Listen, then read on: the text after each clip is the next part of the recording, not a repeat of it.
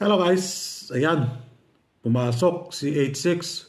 Sabi ko talaga kahapon, focus kayo kay 8. 'Di ba? 8, 8, 8, focus. Ayan, pumasok. Hindi natin pinapalitan yung top 5 niya, ano. Diyan na kayo magtataka, no? Bahaw nga siya, doon na dapat kayo mag-focus. So, 5 p.m., 9 p.m. tayo. Focus po kayo sa pair, iska na last 2 or total. Ano ba yon? Kahapon, ngayon, bukas. So kahapon is petsa 1, ngayon is petsa 2, 3 bukas. So kung i-pairs ka natin si 1, nandyan naman si 6-5, ano? 11 yan. 1, 11, 21. Sa 2, 2, 12, 22. Sa 3, 3, 13, 23. Doon po tayo magbabase sa last 2 and pairs ka. So ano ba yung pwede sa 1 sa pairs ka? Obviously, 0, 1. No? Pwede si 0, 1.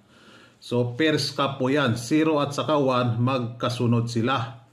At saka total 1 na po ang bagsak niyan. No?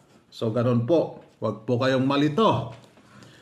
Bibigay ko sana to sa members lang. Pero ipapublic ko na lang, ano.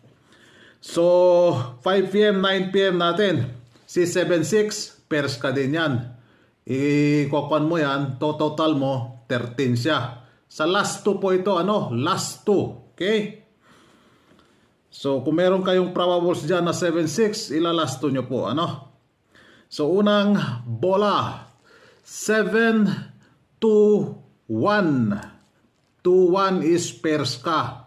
Kung ipa-plus nyo yan, 2 and 1, 3. So, gets nyo na. Okay? 4-7-6. 1-6-5. Sa 0-1, ito, marami-rami ito. 5-0-1, 6-0-1, 8-0-1. Then, meron tayong 3-0-1 doon sa probables natin, Siya lang ang bukod pwede sa 5 p.m. and 9 p.m., So, yung the rest, 9 p.m. ang pwede doon. Okay? Abangan nyo yung update ko for 9 p.m. Good luck. God bless. Ingat po kayo lagi dyan.